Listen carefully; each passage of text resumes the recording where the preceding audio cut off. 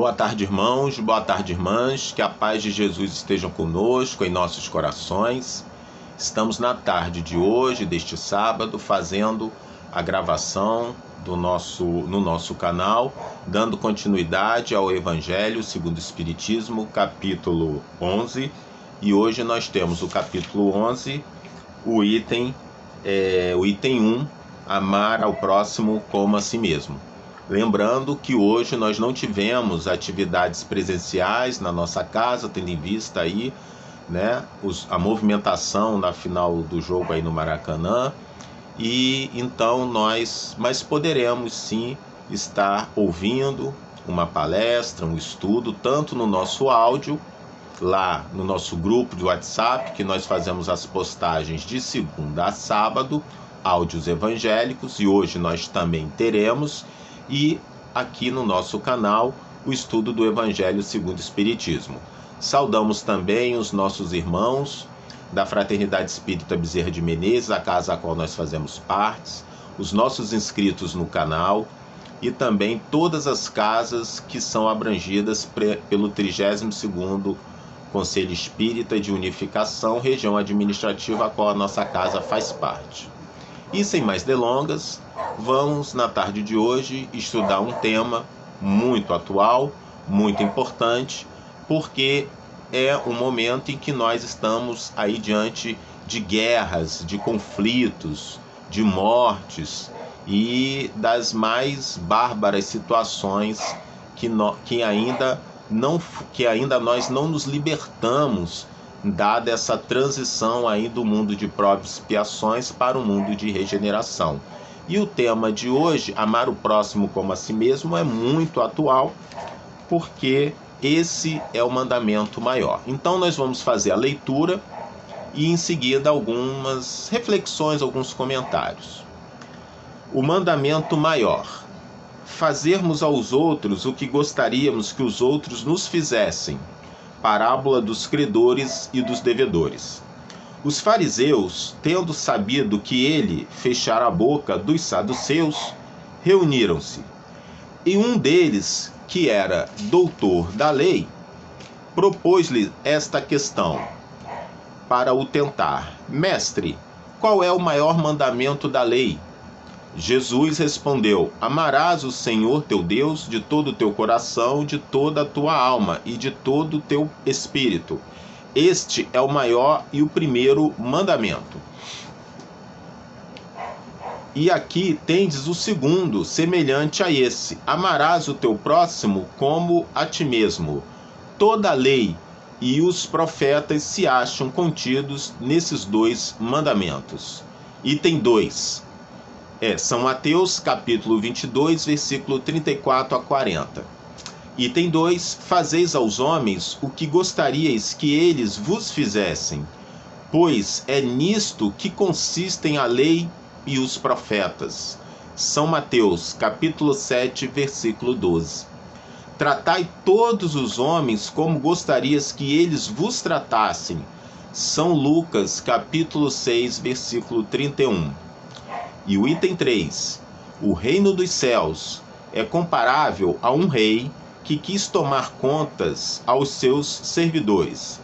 Tendo começado a fazê-lo, apresentaram-lhe um que lhe devia 10.000 talentos. Mas, como não tinha meios de os pagar, mandou seu senhor que o vendessem a ele, sua mulher, seus filhos e tudo o que lhe pertencesse, para pagamento da dívida. O servidor, lançando-se aos seus pés, o conjurava, dizendo: Senhor, tem um pouco de paciência e eu te pagarei tudo. Então o Senhor, tocado de compaixão, deixou-o ir e lhe perdoou a dívida.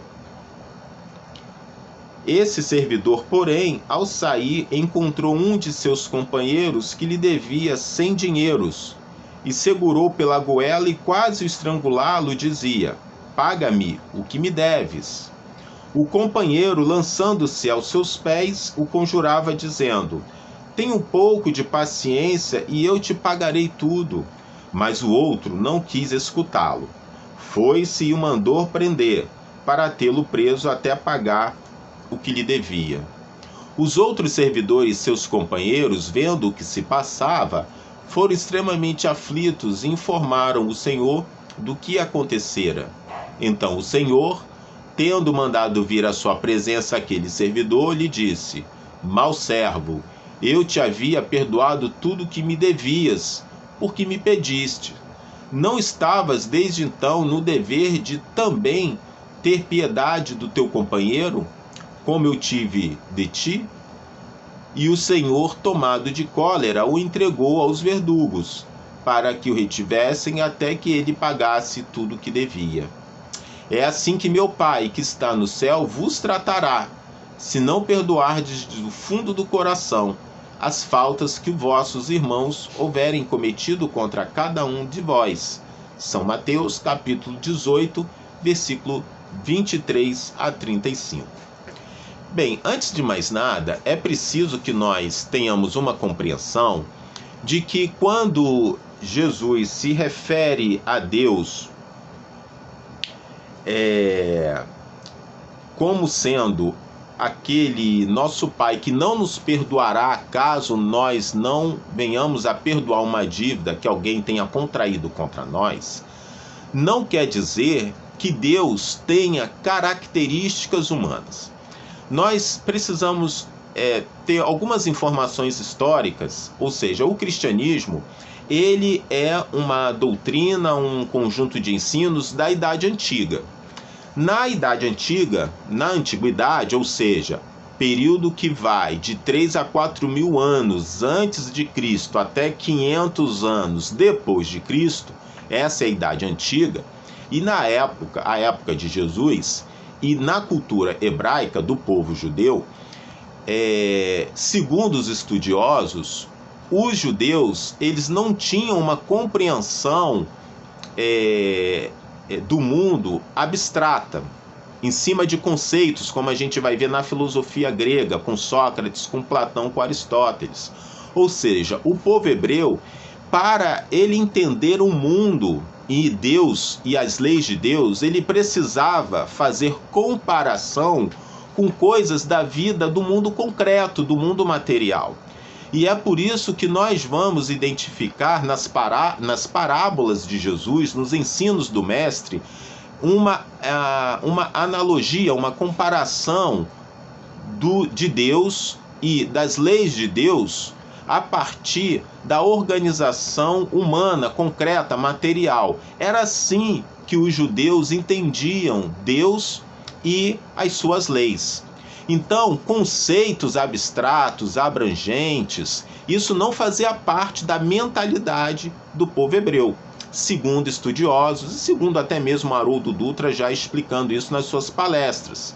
Então, a comparação de Deus com os comportamentos humanos é muito comum no Antigo Testamento, mas Deus ele não tem características humanas e até mesmo dentro da cultura hebraica daquela época, Deus ele não tinha uma forma humana. A forma humana divina nós vamos encontrar nas culturas pagãs, gregas, Roma, cultura persa. Nós vamos encontrar divindades com forma humana. Mas na cultura hebraica, entre os judeus, Deus não tem forma humana, Deus não tem forma. No entanto, as emoções, a maneira como Deus se relaciona com o homem é muito semelhante à maneira com que um homem, uma autoridade, um rei se relaciona com outros homens.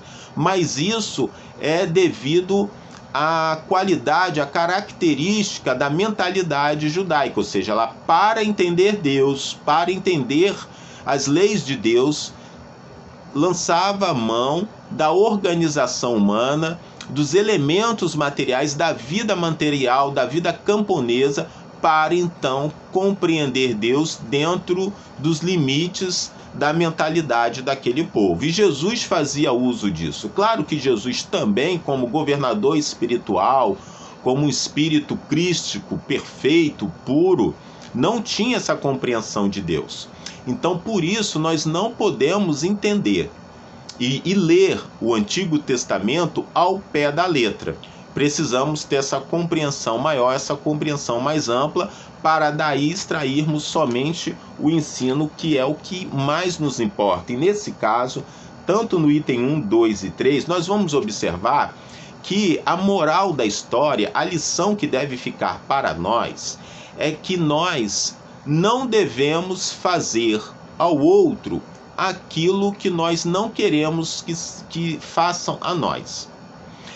Esse é um ensino muito antigo e que nós repetimos muitas e muitas vezes, e que muitas vezes pode até parecer um clichê, ou seja, algo repetitivo, algo que todo mundo já disse, que todo mundo sabe. Pois é, só que pouquíssimas pessoas praticam e pouquíssimas pessoas fazem uma imersão, uma reflexão nesse ensino. Por quê? Porque esse ensino que Jesus ressaltou resume todo o Evangelho, é a síntese, é o resumo do Evangelho e é o ponto máximo ao qual nós iremos atingir. Quando nós atingirmos a esse ponto de amar o nosso semelhante, de amar o inimigo, de amar aquele que nos prejudica, de amar o próximo e de não fazer ao outro aquilo que nós não queremos que façam a nós. Quando nós atingirmos essa compreensão, as sociedades, os países, as nações, os povos terão atingido o ponto mais alto da evolução coletiva e individual. Por quê? Porque é para esse ponto que devemos voltar todas as nossas energias psicológicas, todas as nossas energias espirituais para vencermos o orgulho, o egoísmo e a vaidade, e um ponto principal do egoísmo, que é o interesse pessoal. E é por isso, então, que esse ensino ele é tão importante e ele é tão repetido. Porque sem esse ensino, sem essa compreensão do amor a Deus, que aí nos remete também à fé, de amor ao próximo, que também nos remete à solidariedade, à fraternidade e à caridade, que está assentada em 3 pontos, que é a benevolência, o perdão e a indulgência. Sem essas características, nós não faremos a transição para um mundo de regeneração e nem de um mundo de regeneração para um mundo feliz, um mundo ditoso. Nós faremos essa transição porque está previsto por Deus e porque também nós temos Jesus encarregado de realizar essa transição com a humanidade do planeta Terra. No entanto, essa transição ela não será realizada alheia à nossa vontade e sem a consciência desses ensinamentos, desses ensinos. Então, esse ensino, o amor ao próximo, o amor a nós mesmos, o amor ao próximo como a nós mesmos, contém um princípio de justiça. E a justiça, sendo compreendida e entendida pelos indivíduos e pela coletividade, fará com que nós organizemos a sociedade, o mundo material, de forma equilibrada, de forma equânime, evitando guerras, conflitos, massacres, xenofobia, ódio ao estrangeiro, ódio ao diferente, toda essa barbárie que ainda existem no nosso país e em todos os outros países, chegando ao ponto máximo e lamentável, que é a guerra, com todas os seus requintes de crueldade. Por isso, cada um de nós temos um compromisso de fazer com que esse ensino vigore primeiro e antes de mais nada na nossa alma, no nosso espírito, através da prece diária, através da avaliação da nossa conduta, do nosso comportamento, o quanto nós estamos nos aproximando ou nos distanciando desse ensino. E como nós fazemos isso? Fazemos isso ponderando se no dia de hoje, por exemplo, o meu egoísmo foi se sobrepôs à necessidade de uma outra pessoa, a necessidade de uma pessoa de ser ouvida, de ser ajudada materialmente, de ser auxiliada de alguma forma com a minha companhia, com a minha palavra.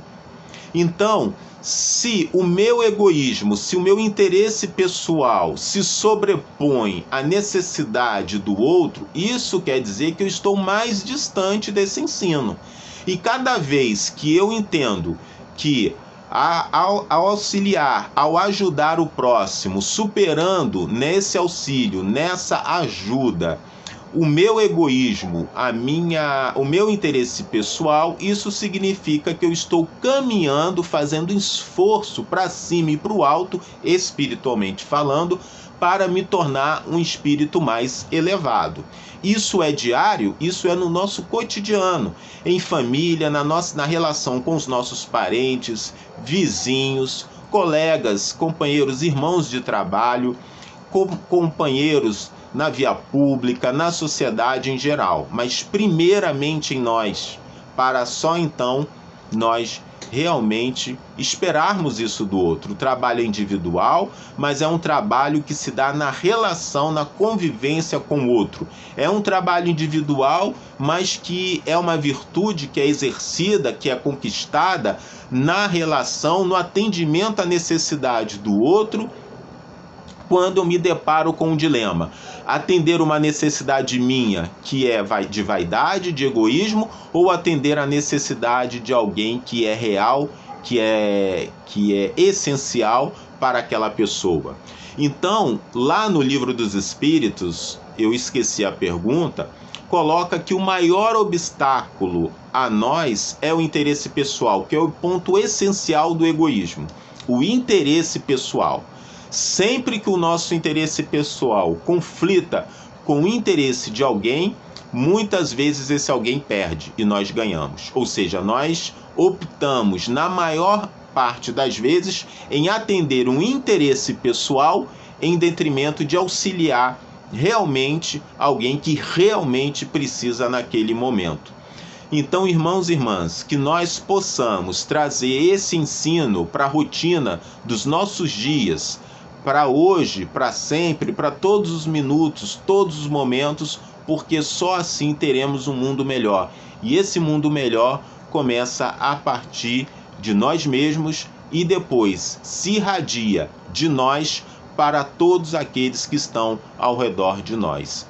Que a paz de Jesus estejam com todos, que todos tenham um feliz final de semana e que nós possamos pedir por todos aqueles espíritos que vêm desencarnando em meio a tantos conflitos e tantas guerras e as mortes bárbaras que nós temos testemunhado nos últimos dias. Que a paz de Jesus esteja com todos.